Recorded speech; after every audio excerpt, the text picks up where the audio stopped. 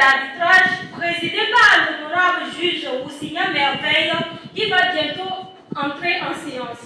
Donc, veuillez vous lever s'il vous plaît.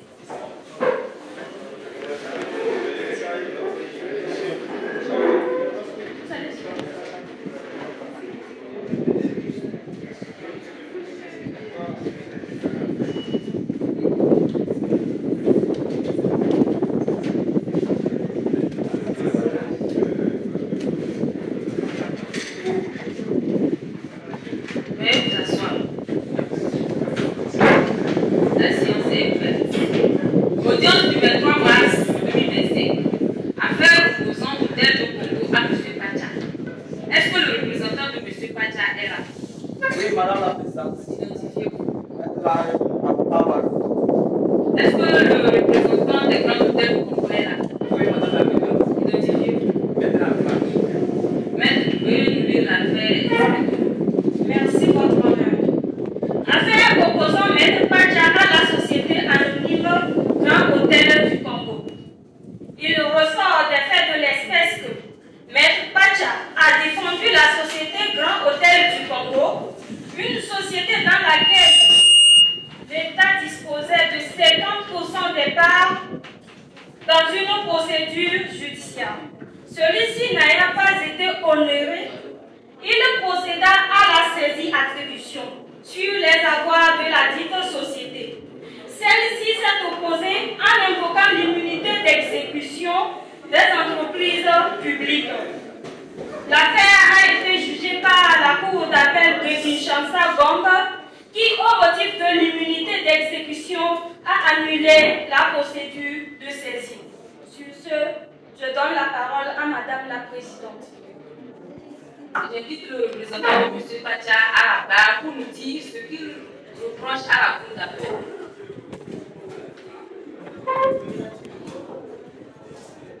Madame la Présidente, je voudrais, avant d'entamer ma plaidoirie au fond, féliciter la technicité avec laquelle vous dirigez ce débat. Puisqu'il s'agit là d'un aspect technique, il ne s'agit pas ici d'un interrogatoire. Madame la Présidente, c'est un honneur pour moi de plaider dans ce dossier pour le compte d'un avocat. Madame la Présidente, Maître Pacha, un avocat respectueux de la déontologie qui s'est battu jour et nuit pour défendre une société commerciale dénommée Grand Hôtel du Congo. Madame la Présidente, comme l'ingratitude est toujours inhérente à la nature humaine, celui-ci n'a pas été honoré. Les honoraires de cet avocat ne lui ont pas été dus, Madame la Présidente. Donc, pour rentrer en possession de ses droits, celui-ci procéda à la saisie d'exécution sur les avoirs de la société commerciale. Madame la Présidente, celle-ci s'oppose à la saisie au motif qu'elle bénéficie de l'immunité d'exécution en tant qu'entreprise publique. Mais Madame la Présidente, quelle entreprise publique? Quelle immunité d'exécution? Quelle immunité? Donc, je vais m'appesantir sur le principe général de l'immunité d'exécution tel que prévu par l'article 30 de l'acte uniforme relatif au voie d'exécution qui dispose comme suit. L'exécution forcée et les mesures conservatoires ne sont pas applicables aux personnes qui bénéficient d'une immunité d'exécution. Mais Madame la Présidente, il ressort de cette disposition que seul bénéficie de l'immunité d'exécution les personnes morales de droit public ainsi que les entreprises publiques. Nous savons aussi qu'au sens du droit administratif sont qualifiées de personnes morales de droit public l'État, les collectivités territoriales, les établissements publics.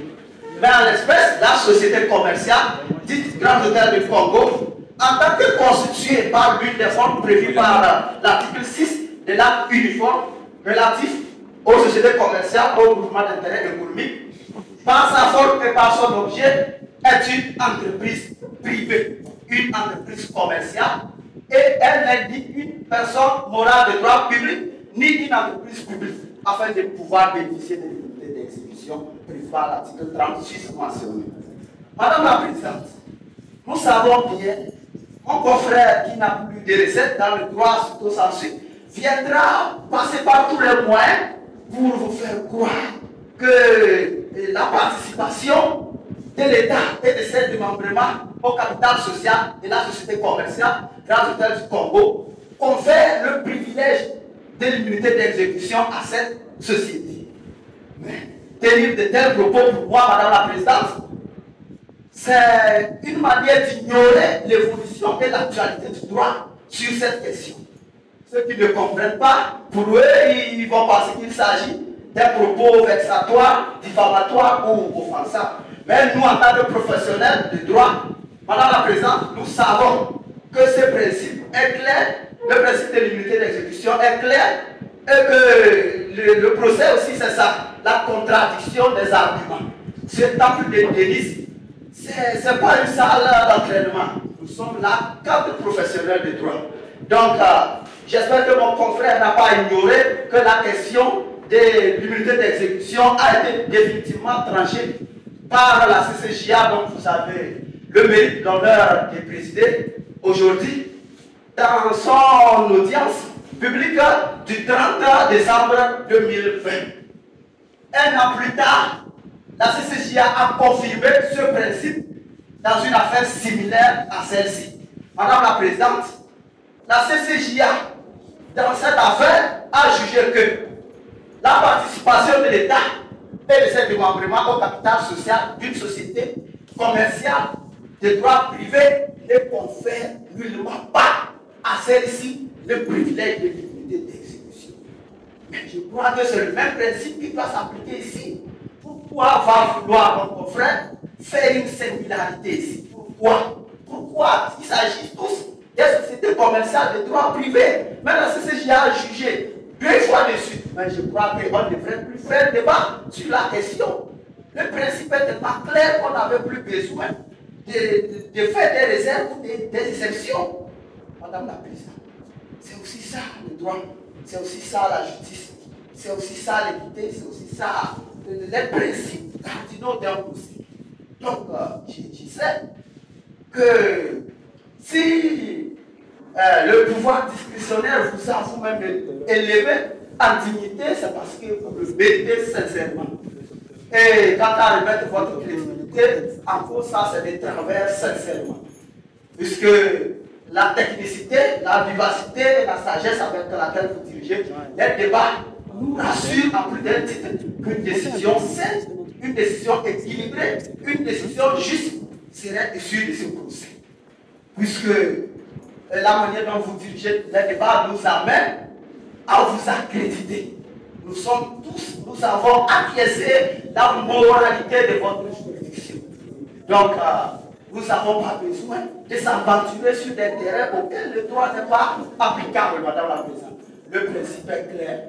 Donc, je crois que c'est le moment de dire aux autres qui ne sont pas juristes que dès que vous constituez une société de droit privé tel que prévu par l'article 6 de l'acte uniforme relatif aux sociétés commerciales et au groupement d'intérêt économique, même si l'État a 95% des parts dans cette société, cela ne confère pas à celle-ci l'immunité d'exécution. Le droit est clair là-dessus. Donc, nous n'avons pas besoin, à force de trop parler, on finira par se perdre. Certains seront étonnés qu'un avocat défende un avocat, mais c'est aussi la beauté du droit. C'est aussi la beauté de la justice. C'est aussi les garants de la justice. Donc, j'ai pris qu'il plaise à votre cour in fine. Vous savez, avant d'être magistrat comme vous, avant d'être avocat comme moi, nous sommes tous des humains. Nous avons tous des sensibilités. Et donc, je vous prie de vous mettre à la place de mon client afin de vivre les douleurs de celui-ci. Afin de vivre ces douleurs, Madame la Présidente. Afin de vivre ces douleurs. Un travail bien exécuté qui n'est pas honoré. Comprenez vous-même la thématique de la question, Madame la Présidente.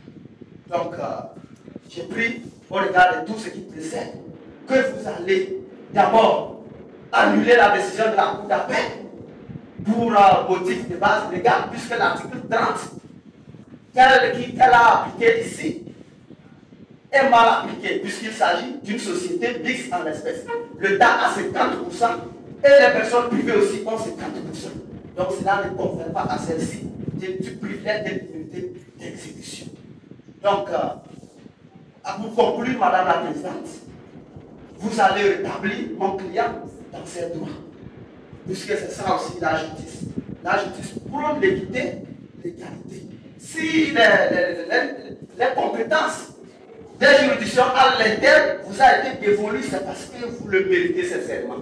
Donc, si les juridictions à l'échelle nationale interne peuvent commettre une erreur sur la qualification des entreprises en tant que juge communautaire prônant l'égalité, l'harmonisation, l'uniformisation, vous êtes tellement nanti de beaucoup d'aptitude, d'habileté que vous n'allez pas commettre cette erreur-là. Donc, je crois que j'ai exécuté, j'ai fait mon obligation, qui est celle de plaider. Donc, je confie la vôtre, qui est celle de juger, d'apprécier les faits à votre ultime conviction et de décider. Je sais que vous savez le faire, vous savez bien le faire d'ailleurs, et je sais que vous allez le faire. Vous allez rendre justice à mon client. Madame la Présidente, je vous remercie. Bravo. Hey.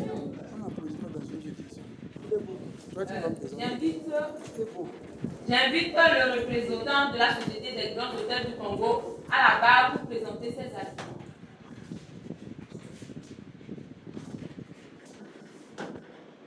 Merci Madame la Présidente et je remercie également les membres de la Cour. Madame la Présidente, les faits qui sont portés devant votre juridiction sont clairs et sans équivoque. Madame la Présidente, la société anonyme Grand Hôtel de Congo, qui est impliquée dans une procédure judiciaire, avait besoin de l'assistance d'un avocat. À la suite des difficultés auxquelles cette entreprise faisait face, elle n'a pas pu honorer à tous ses engagements, Madame la Présidente. Mais cela n'est pas que l'entreprise ne peut pas payer ses engagements. Mais c'est dû aux difficultés auxquelles cette entreprise faisait face. Madame la Présidente, il est remarqué que mon confrère mentionnait la forme et l'objet de cette entreprise. En voyant la forme et l'objet de cette entreprise, Madame la Présidente, je vois le rapport que cette entreprise ne peut pas bénéficier de certaines immunités ou bien de certains privilèges. Madame la Présidente. Madame la Présidente, l'article 30 de l'acte uniforme déclare. L'article 30 de l'acte uniforme déclare que l'article 30 de l'acte uniforme de Ouattara déclare les exécutions forcées et les mesures exécutoires. Les exécutions forcées et les mesures exécutoires sont applicables aux entreprises ou aux personnes bénéficiant de l'immunité d'exécution. Madame la Présidente, or, l'État, en cette circonstance, avait 50% des parts dans cette société, Madame la Présidente. Or, les 50% des parts détenues par l'État découlaient immédiatement de cette société. Si mon confrère se base juste pour dire que cette entreprise ne bénéficie pas d'immunité, prenons l'exemple que si cette entreprise, il disait aussi tantôt que les biens de l'entreprise pouvaient être saisis, mais sauf les biens de l'État. Si on saisissait les biens de l'entreprise, qu'en est-il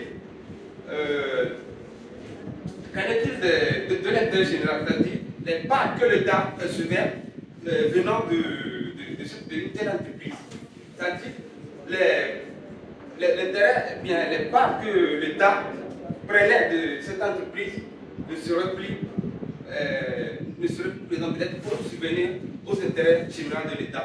Donc je pense que si ce que ces biens, les avoirs de la société sont saisis, si ce que c'est l'État qui avait payé, bien qui avait mis en disposition tous les biens dans l'entreprise, et que notamment peut-être la société frappée de la saisie. Donc, est-ce que ce bien pourrait être saisi ou pas, Madame la Présidente? Je vous laisse apprécier les faits. Madame la Présidente, sur ce, je ne vous demande rien.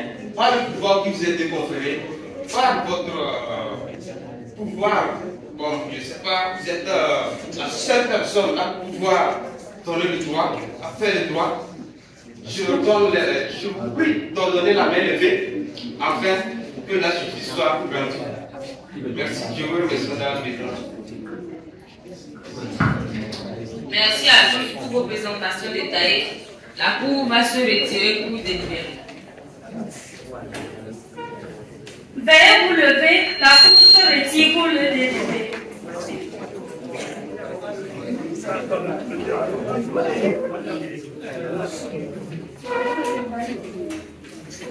Vous asseoir.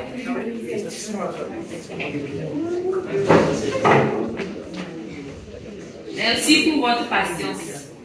Après avoir examiné attentivement les arguments présentés et les précédents juridiques, attendu que l'article 30 de l'acte uniforme portant organisation des procédures simplifiées de recouvrement et des voies d'exécution pose en son alinéa premier le principe général de l'unité d'exécution des personnes morales de droit public et en a tenu les conséquences à l'alinéa 2 à travers le procédé de compensation des dettes qui s'applique aux personnes morales de droit public et aux entreprises publiques. Qu'en l'espèce, il est établi que le débiteur poursuivi est une société anonyme dont le capital social est détenu à parts égales par les personnes privées et par l'État congolais et ses démembrements, qu'une telle société étant d'économie mixte et demeure une société de droit privé soumise comme telle au pouvoir d'exécution sur les biens propres qu'en lui accordant l'immunité d'exécution prescrite à l'article 38 mentionné, la Cour d'appel de Kinshasa a fait une mauvaise application de la loi. Ainsi, la société Grands Hôtels du Congo, dont l'État est actionnaire, de ce fait ne change pas son statut de société commerciale de droit privé en tant que constituée sous l'une des formes sociales prévues par l'article 6 du même acte uniforme, attendu que la Cour d'appel, en statuant ainsi, a, d'une part, insinué que la participation d'un État au capital d'une société privée change sa forme juridique, que d'autre part, la Cour d'appel a confondu l'insaisissabilité et l'immunité d'exécution qui profitent à l'État. En conséquence, la Cour déclare valable les saisies-attributions pratiquées sur les avoirs de la Société des Grands Hôtels de Congo par M. Pacha.